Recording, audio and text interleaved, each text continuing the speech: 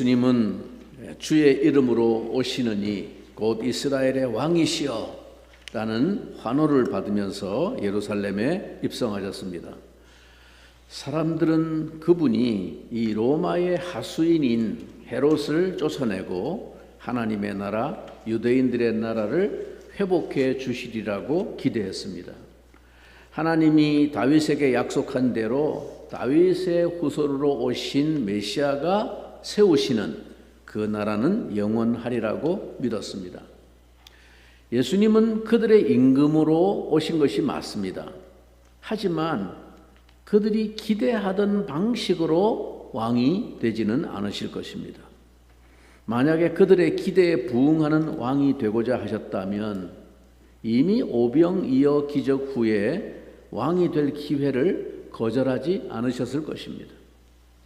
예수님은 팔레스틴 땅의 유대인들만의 나라가 아니라 이방인을 포함해 온 세상을 구원하실 것입니다.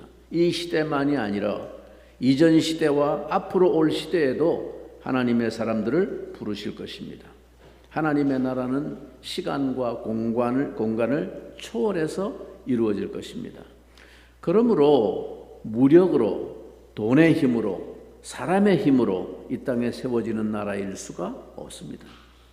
돈과 무력과 사람은 영원할 수 없기 때문입니다. 그렇게 세워지는 나라는 영원한 나라가 없습니다.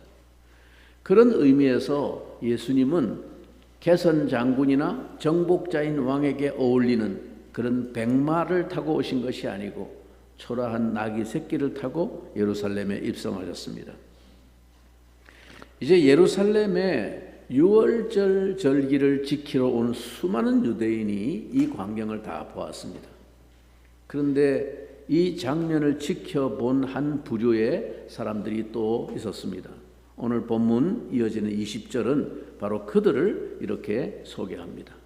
명절에 예배하러 올라온 사람 중에 헬라인 몇이 있는데, 유월절에 예배하러 온 사람 중에는 헬라인 몇 명도 있었습니다. 우리가 잘 아는 대로 사도행전에 등장하는 로마의 백부장 고넬료처럼 당시에 유대교에 매료된 이방인들이 간혹 있었습니다. 다신교를 믿는 헬라 종교보다는 유대교의 이 단일신 숭배에 더 매력을 느낀 것입니다. 대개 헬라 종교들은 그저 화려한 요란한 의식과 그리고 실제 삶이 완전히 분리되어 있었습니다. 하지만 유대교는 매우 도덕적이고 윤리적인 삶을 강조하는 고상한 종교였습니다. 그래서 진지하게 종교를 갈망하는 자들에게 유대교는 고등 종교로 비쳤습니다. 그들은 예수님의 이 예루살렘에서의 행적과 말씀을 듣고는 유대교에서 말하는 것 그 이상의 무엇을 느꼈습니다. 편협하고 경직된 유대교와는 달리 훨씬 더 심원한 세계를 말씀해 주시는 것 같았습니다. 그래서 한번 이 예수님을 찾아가 만나보기로 한 것입니다. 빌립과 안드레를 통해서 이 말을 전해들은 예수님은 아주 의미심장한 말씀을 하십니다. 23절 말씀에 보니까 예수께서 대답하여 이르시되 인자가 영광을 얻을 때가 왔도다. 예수님은 이제 또 하나의 선택을 해야 할 순간이 드디어 당도했다는 것을 분명히 감지하셨습니다. 그래서 때가 온 것입니다. 주님은 여기서 영광을 얻을 때가 왔도다 라고 말씀하십니다. 제자들이 얼마든지 오해할 수 있는 말이 이 영광이라고 하는 단어입니다. 이방인들이 지금 예수님을 뵙기 위해 찾아왔다는 이 소식을 듣고 영광을 말씀하셨기 때문에 빌립과 안드레가 이 말을 듣는 순간 드디어 거사를 성공한 후에 누리게 될 그 영광의 순간이 왔나보다 이렇게 오해할 만했습니다. 아마도 그들은 예수님 자신의 죽음을 통해서 이루는 영광이 아니라 현재의 세상에 타락한 권력자들을 축출하고 죽임으로써 이루는 영광을 기대했을 것입니다. 하지만 하나님 나라의 영광, 하나님이 주시는 영광은 항상 나의 죽음을 통한 영광입니다. 이게 성경이 말씀하고 있는 십자가의 영광의 역설입니다. 여러분, 세상의 영광은 늘 누군가의 죽음을 대가로 요구합니다. 그렇지 않습니까? 한번 여러분 생각해 보십시오. 세상에서 소위 내가 영광을 얻는다는 것은 남을 이기고 얻는 것을 말합니다. 남을 축출하고 정복하고 나를 드러냄으로써 쟁취하는 영광, 그게 세상에서 생각하는 영광입니다. 세상에서의 영광은 이와 같이 남을 죽이고 남을 이김으로써 얻게 되는 영광인데, 하지만 하나님 나라의 영광은 반대입니다. 아버지 하나님께서 아들이신 예수님을 이 땅에 보내신 것부터가 이미 하나님의 죽음 사건입니다. 아들이신 예수님이 십자가에 달려 죽기로 하신 그 결정을 아버지께서 수납하신 것 역시 하나님 아버지의 죽음 사건입니다. 그것은 달리 말해서 사랑의 사건입니다. 죽음보다 진한 사랑입니다. 하나님의 속성인 이 하나님의 영광은 하나님의 사랑을 통해서만 드러납니다. 예수님이 받으실 영광 역시 예수님의 사랑을 통해서, 즉 예수님의 죽음을 통해서 하나님이 주시는 영광입니다. 여러분, 언제 우리가 가장 빛나는 영광을 하나님으로부터 얻을 수 있습니까? 언제 교회가 가장 영광스럽게 됩니까? 그것은 사랑하기 위해 죽을 때입니다. 타인을 위해서, 의를 위해 죽음으로써 죄인을 살리시는 하나님의 능력을 믿을 때 하나님의 영광에 참여할 수 있습니다. 거룩하기 위해 죽을 때요, 정의롭기 위해 죽을 때입니다. 악에 타협하지 않기 위해서 죽을 때요, 섬기고 용서하기 위해 내가 죽을 때입니다. 자존심을 꺾고 자랑하고픈 마음을 꺾고 복수하고픈 마음을 꺾을 때 영광스럽게 됩니다. 즉 자기를 부인하고 자기 십자가를 지고 자기가 죽는 것입니다. 그게 영광을 얻는 길이라고 예수님께서 친히 먼저 당신의 걸어간 길을 통해서 우리에게 보여주셨습니다. 그리고 그 길을 따라오라고 말씀하셨습니다. 너희가 나를 따르려면 너희도 자기를 부인하고 자기 십자가를 지고 나를 따를 것입니다. 예수님은 이제 자신이 영광을 받으실 때가 왔음을 아셨습니다. 즉, 그것은 그분이 죄인들을 위해 죽을 때가 왔음을 아셨다는 뜻입니다. 예수님께서 그것을 비유로 말씀하셨습니다. 자, 24절 우리가 너무나 잘 알고 있는 구절입니다. 다 같이 한 목소리로 읽어보겠습니다. 내가 진실로 진실로 너희에게 이르노니 한 알의 밀이 땅에 떨어져 죽지 아니하면 한 알 그대로 있고 죽으면 많은 열매를 맺느니라. 이제 당신의 죽음을 통해서 이방인들을 포함한 큰 추수의 때가 왔다고 보신 것입니다.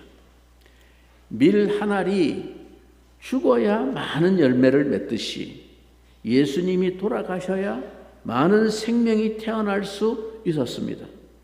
많은 열매가 바로 하나님이 예수님께 주시는 영광이 될 것입니다. 그 사랑의 열매인 오늘 우리가 바로 예수님의 영광이요 면류관입니다. 헬라인들까지 찾아와서 지금 예수님을 뵙고자 한 것은 예수 그리스도로 말미암은 복음이 유대인들에게만 국한된 것이 아니라 온 세상 만민들을 위한 것임을 보여주고 있습니다. 그래서 이 헬라인의 면담 요청에 인자가 영광을 얻으실 때가 온 것이다 라고 말씀하신 것이죠. 이 영광은 이 세상 한 나라의 왕위로서의 등극이 아니라 십자가에서의 죽으심과 부활입니다. 마치 밀 한 알이 땅에 떨어져서 썩어져야 그 씨앗에서 싹이 나고 자라서 많은 열매를 맺듯이 예수 그리스도께서 십자가에서 죽으시고 부활하셔서 온 세상 사람들이 구원을 얻을 수 있는 은혜를 누릴 수 있음에 대해서 말씀하신 것입니다. 한 알의 밀알이 땅에 떨어져 썩으면 마치 없어지는 것처럼 보이지만 싹이 돋아나 새로운 생명을 이어가서 많은 열매를 맺습니다.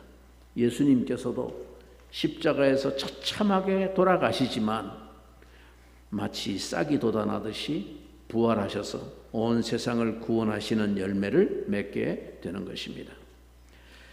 죽어야 사는 이 원리는 예수님께만 적용되는 것이 아닙니다. 주님을 따르는 제자란 주님처럼 죽어서 남을 살리는 사람입니다. 자기를 부인하고 예수님을 왕으로 모셔서 하나님 나라를 가져오는 자가 제자입니다. 예수님은 이렇게 표현하셨습니다. 25절, 자기의 생명을 사랑하는 자는 잃어버릴 것이요 이 세상에서 자기의 생명을 미워하는 자는 영생하도록 보전하리라.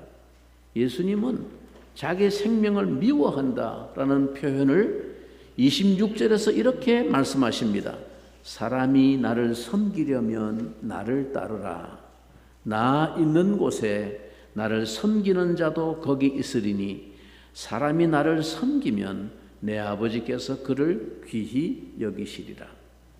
즉 예수님을 섬기고 따르는 것이 바로 내가 죽는 것이요 그리스도께서 왕노릇 하시게 하는 일입니다. 많은 사람을 살리기 위해 자기를 죽음에 내어주신 그 주님을 따르는 자가 주님을 섬기는 자라는 말입니다. 여러분, 예수님께서 지금 이 비장한 도전을 하고 계신 상황을 다시 한번 생각해 보세요. 예수님은 유월절을 지키려고 예루살렘에 모인 군중들을 보고 특히 예수님이 입성하실 때 호산나 이스라엘의 왕이시여 라며 환호하던 그 군중들을 앞에 놓고 지금 이 비장한 말씀을 하셨습니다. 사람이 나를 섬기려면 나를 따르라. 정말 나를 섬기려면 나를 따르라. 다시 말하면 너희가 나를 지금 이스라엘의 왕이요 라고 환호를 하고 있는데 정말 너희가 나를 왕으로 섬기려고 하면 나를 따라오라 라는 것입니다. 우리를 긴장하게 만드는 말씀입니다. 지금 죽음을 앞두고 지금 십자가를 향해서 가시는 길에 하신 말씀이에요. 너희들이 나를 왕이라고? 정말 나를 왕으로 섬기기를 원하느냐? 나를 섬기려면 나를 따라오라 라고 말씀하십니다. 어디로 따라오라는 거예요 지금? 주님이 가시는 그 죽음의 길, 십자가의 길, 죽음을 통해서 많은 열매를 맺는 그 영광의 길, 그 신비의 길을 따라오라 라고 말씀하십니다. 결코 단순하지 않은 내용을 담고 있다는 것을 우리가 쉽게 알 수 있습니다. 저는 어려서부터 할머니의 영향 아래서 교회를 다니면서 당시 어른들이 즐겨 부르시던 찬송을 많이 부르곤 했기 때문에 어른들 예배, 어른들 기도회 이런 데 늘 따라다녔으니까 늘 어른들이 부르는 찬송, 주일학교에서 배운 찬송 그건 당연하고 그 외에 어른들 예배에 늘 따라다녔으니까 어른들이 부르는 찬송 다 어려서부터 따라 부르게 되었습니다. 그래서 그런지 소위 오래된 이 옛날 찬송이 저는 아직도 참 영적인 무게와 감동이 느껴지고 좋습니다. 사실 어릴 때는 그 가사의 내용도 제대로 이해하지 못하고 그냥 따라 부르다 보니까 익숙하게 입에 붙어서 불렀던 것이죠. 내 영혼이 은총 입어 중한 죄짐 벗고 보니 라든가 나의 영원하신 기업 생명보다 귀하다 라든가 이런 찬송들은 아직도 부를 때마다 그냥 불러지지가 않고 눈시울이 뜨거워지곤 합니다. 왜냐하면 제가 자라면서 어느 날부턴가 이 가사 내용이 깨달아지고 이 고백이 제 영혼의 진실한 고백이 되었기 때문입니다. 그런 찬송 중에 또 하나의 찬송이 예수 나를 오라 하네 라는 찬송입니다. 역시 어릴 때부터 무슨 의미인지 알지도 못한 채 어른들 따라서 괜히 감정을 잡고 그렇게 부르던 찬송이었지만 나중에 철이 들고 그 가사에 담긴 심각한 뜻을 조금이나마 알게 된 후로는 가볍게 이 찬송을 부를 수 없었습니다. 예수 나를 오라 하네, 예수 나를 오라 하네, 어디든지 주를 따라 주와 같이 가려네. 이 가사의 원곡인 영어 찬송 가사를 보면 훨씬 더 비장한 실감이 표현되어 있습니다. 십자가를 지고 나를 쫓으라 하시는 주의 부르심 들리네. 그가 인도하는 대로 어디든 나는 가리라. 항상 그와 함께 가리라. 2절 가사는 훨씬 더 비장합니다. 겟셋마네 동산까지 주와 함께 가려 하네. 피땀 흘린 동산까지 주와 함께 가려네. 일반적으로 오늘날 현대 교회 성도들은 예수님을 믿으라는 말은 부담 없이 받습니다. 예수님을 하나님 나라의 왕으로 믿고 고백하는 것은 아주 쉽게 합니다. 호산나 이스라엘의 왕이시여 라고 외쳤던 유대인들처럼 말입니다. 쉽게 말합니다. 그러나 정말 예수님을 섬기기를 원합니까? 주님을 따라갈 각오가 되어 있습니까? 라고 물으면 매우 부담스러워하며 괴로워합니다. 그렇다고 그들이 예수님을 부인하는 것은 아닙니다. 예배와 모임에도 열심히 참석합니다. 나름대로 크고 작은 일들에 봉사하느라고 교회를 제집 드나들듯 하기까지도 합니다. 그럼에도 예수를 섬기려면 진짜 예수님을 따라야 한다는 말에는 마음을 활짝 열기가 어렵습니다.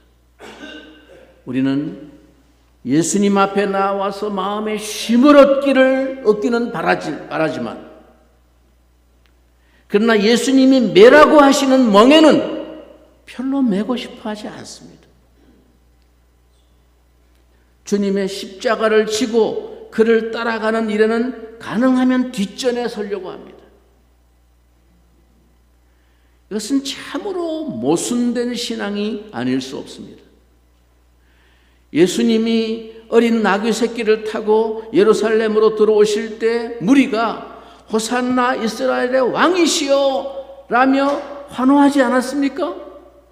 우리 중에 예수님이 나의 왕이요 온 우주의 왕이시라는 이 고백을 자신의 것으로 받아들이지 않는 사람은 거의 없을 것입니다. 아예 처음 교회 나왔거나 뭣도 모르고 그냥 이제 교회 나오기 시작한 새신자들 외에는 이걸 부정할 사람들은 없을 것입니다. 모두들 예수님을 왕으로 믿고 고백합니다. 그렇다면 당연히 왕 대신 예수님을 따르고 섬겨야 하지 않겠습니까? 왕이라고 말하면서 그 왕의 말을 따르지 않는 백성이 있을 수 있습니까? 입으로는 예수님을 왕으로 믿고 고백한다고 하면서 실제로는 그분을 섬기고 따르기를 부담스러워하거나 달가워하지 않는다면 과연 그의 백성이 될 자격이 있다고 말할 수 있겠습니까? 그 사람은 예수님을 섬기는 자가 아니라 예수님을 자기를 위해 일하는 자로 부리려고 하는 사람일 것입니다. 십자가까지 예수님을 따라가면 예수님이 누리시는 그 부활의 영광, 하나님 나라의 영광의 보좌에 우리도 앉게 해주실 것입니다. 그래서 26절 하반절에 예수님이 이렇게 말씀하신 것입니다. 나 있는 곳에 나를 섬기는 자도 거기 있으리니. 주님이 계신 그 영광의 자리에 누가 있다고요? 나를 섬기는 자가 거기 있을 것이다 라고 말씀하십니다. 그리고 덧붙여 말씀하시기를 나를 섬기면 내 아버지께서 그를 귀히 여기시리라. 오늘도 우리는 세상으로부터 온갖 천사와 사랑과 귀히 여김을 받기 위해서는 세상을 따르라고 설득당하고 있습니다. 하나님의 영광보다는 세상의 영광을, 눈에 보이지 않는 영적인 영광보다는 눈에 보이는 현실적인 영광을 더 사모하고 기뻐하기 쉬운 우리입니다. 내가 죽음으로 예수님을 섬기면 하나님의 아들을 내어주심으로 우리를 섬겨주실 것입니다. 우리를 영화롭게 해주실 것입니다. 이것이 신앙입니다. 돈과 권력 앞에서 굽실거릴 때 하나님이 귀히 여겨주시는 것이 아니라 예수님을 섬기고 그분의 길을 따를 때 하나님이 귀히 여기신다고 믿는 것이 바로 신앙입니다. 이제 예수님은 잔인하고 비정한 죽음을 향해서 자발적으로 걸어 들어가셔서 인류의 죄를 대속하실 것입니다. 그래서 죄와 사망에게 종로로 타던 자들을 자유롭게 하시고 해방하실 것입니다. 그분께도 이 일은 쉽지 않았습니다. 우리는 그걸 대수롭지 않게 생각해요. 하나님이 하신 일이니까 그냥 쉽게 생각해요. 입장을 바꿔놓고 생각해 보세요. 이게 쉬운 일입니까? 지금 죽음이 기다리고 있는 것을 다 아시고 있는 분이에요.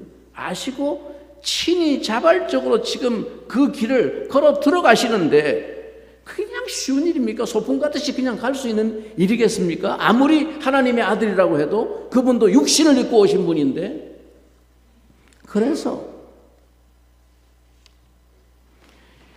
주님께도 이 과정은 고통스러운 일이었습니다. 죽음의 공포와 두려움은 예수님께도 추상적인 게 아니라 실제적인 고통이었습니다. 예수님도 우리도 그것을 이기는 방법은 기도밖에 없습니다. 그 두려움, 그 고통, 이길 수 있는 길은 기도밖에 없습니다. 이 십자가에서의 죽음은 고통스러운 과정이었습니다. 그래서 예수님께서도 27절에 뭐라고 말씀하십니까? 지금 내 마음이 괴로우니 무슨 말을 하리요? 아버지여 나를 구원하여 이때를 면하게 하여 주옵소서 라며 그 괴로움을 토로하십니다. 아주 솔직한 기도입니다. 두려운 마음, 떨리는 마음, 피하고 싶은 마음을 감추지 않으셨습니다. 그래서 신약 성경 히브리서 5장 7절에서는 예수님이 심한 통곡과 눈물로 간구와 소원을 올리셨다고 말해주고 있습니다. 여러분, 이것이 기도입니다. 하지만 진정한 기도는 나의 한계를 아뢰는 데서 더 나아갑니다. 예수님의 진정한 바람은 어찌하든지 이 십자가를 지지 않게 해주는 것이 아니었습니다. 그게 예수님의 진정한 바람이 아니었습니다. 이미 성육신하여 사람의 몸으로 이 땅에 오시겠다고 하실 때 이미 결심하셨던 것. 왜 오시려고 했습니까? 그때 그 목적이 있었습니다.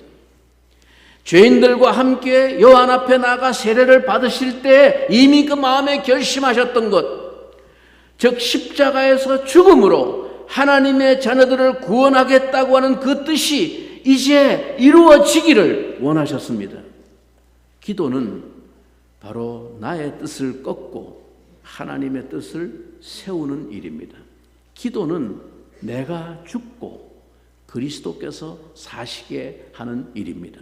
기도는 나의 소원이, 나의 바람이 하늘에서 이루어지기를 구하는 것이 아니라 하나님의 바람이 땅에서 이루어지기를 구하는 일입니다. 그래서 주님은 이렇게 기도를 이어가십니다. 그러나 내가 이를 위하여 이때에 왔나이다. 면하게 해주셨으면 좋겠습니다. 그러나 내가 바로 이것을 위하여 이때에 왔나이다 하시면서 엄청난 고통임에도 불구하고 기꺼이 감당해야 할 사역이기에 감당할 것임을 고백하십니다. 그리고 이 십자가의 고통과 죽음은 곧 영광의 사역임을 선포하십니다. 아버지여, 아버지의 이름을 영광스럽게 하옵소서 하시니 아버지의 이름이 영광스럽게 되게 해달라는 기도입니다. 어떻게 하나님 나라가 땅에서 이루어집니까? 바로 예수님이 또 우리가 순종해서 십자가를 질 때 이루어집니다. 언제 하나님 아버지의 이름이 영광스럽게 됩니까? 우리가, 교회가 십자가의 길을 걸어갈 때입니다. 주님처럼 우리도 주님, 제가 이것을 위하여 이때에 왔나이다 라고 고백하고 실제로 그 길을 순종하며 걸어갈 때, 그때 하나님의 이름이 영광스럽게 되고 하나님의 나라가 이루어집니다. 주님처럼 우리도, 교회인 우리가 인간적으로는 피하고 싶은 이 사명을 위해서 이때 이곳에 우리가 존재한다고 고백하고 부르심을 따라 살아갈 때 아버지의 이름이 영광을 받고 아버지께서도 그러한 우리를 귀히 여겨 주실 것입니다. 예수님께서 온전히 자신을 주께 드리겠다고 하시니까 즉각 하늘에서 하나님의 대답이 들려왔습니다. 28절 하반절에 어떤 응답이 들려옵니까? 이에 하늘에서 소리가 나서 이르되 내가 이미 영광스럽게 하였고 또 다시 영광스럽게 하리라 하시니, 예수님 자신도 대속의 죽음을 영광이라고 고백하셨고 하나님께서도 영광을 선포하셨습니다. 예수님이 요단강에서 세례를 받으실 때도, 그리고 변화산 위에서 당신의 모습을 드러나실 때도 하나님께서는 친히 자신의 음성으로 대답하셨습니다. 이는 내 사랑하는 아들이요 내 기뻐하는 자라. 너희는 그의 말을 들으라. 언제 하나님의 응답이 직접적으로 들려온 순간이 언제입니까? 다 보세요. 세례받을 때, 변화산에서, 그리고 오늘 이 시간. 다 뭡니까? 당신의 죽음의 사역을 결단하시고 하나님 앞에 순종하여 나아갈 때, 그때 이 음성이 들려왔습니다. 예수님이 생각하신 이 십자가의 길을 격려하시고 그 뜻인 십자가의 길이 바로 아버지 하나님이 바라시는 여정이라는 사실을 하나님께서 응답해 주심으로 분명하게 드러내 주셨습니다. 하나님은 이미 예수님의 바람대로 자기 자신을 영광스럽게 하셨고 또 앞으로도 영광을 받으실 것이라고 대답해 주십니다. 올바른 기도는 그 자체로 이미 십자가를 지는 일입니다.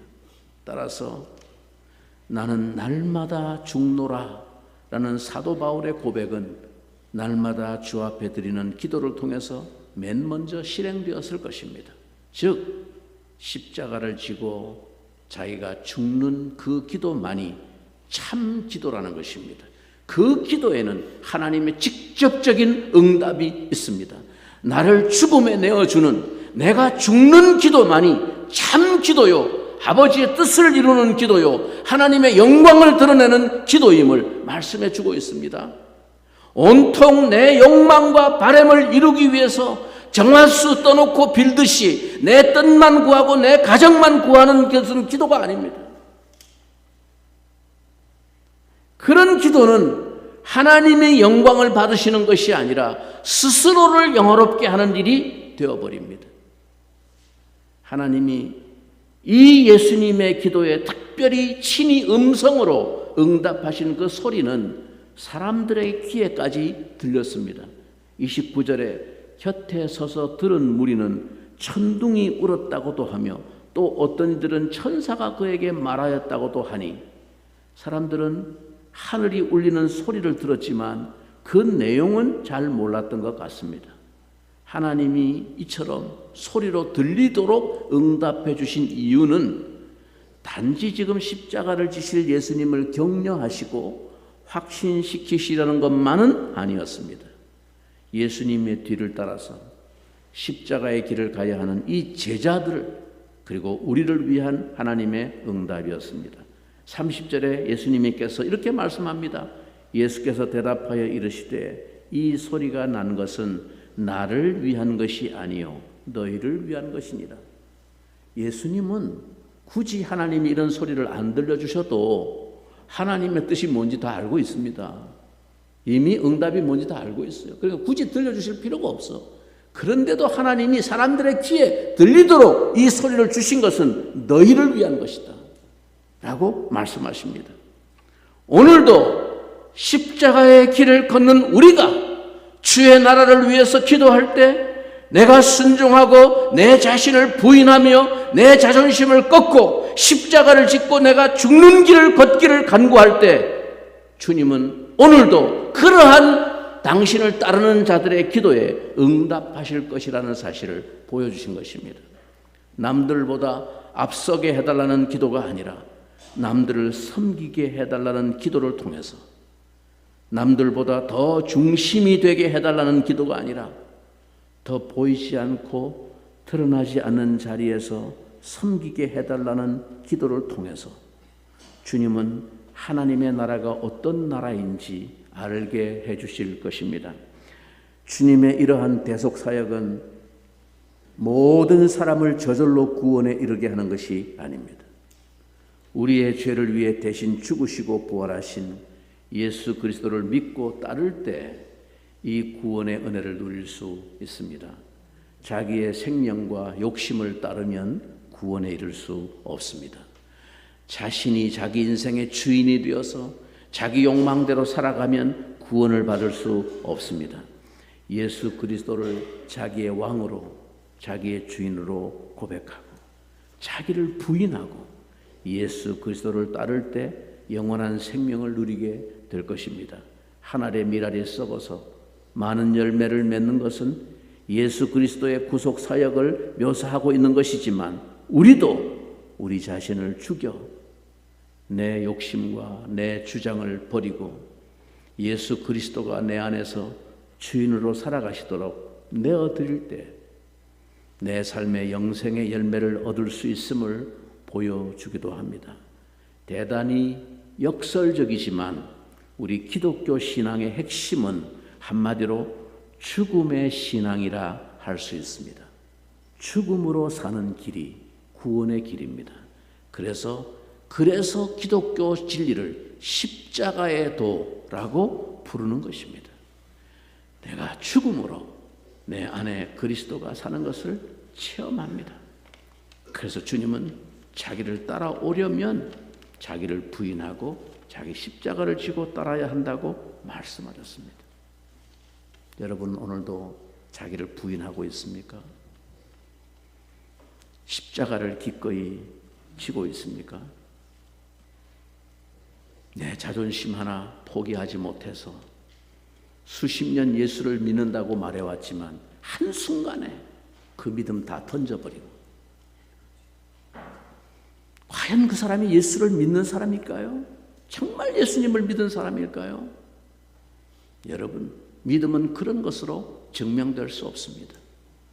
정말 십자가를 지고 주님이 가신 그 길을 따르는 삶을 통해서 그 사람이 진짜 예수를 섬기는 자구나, 예수를 왕으로 섬기는 자구나 라는 것이 드러납니다.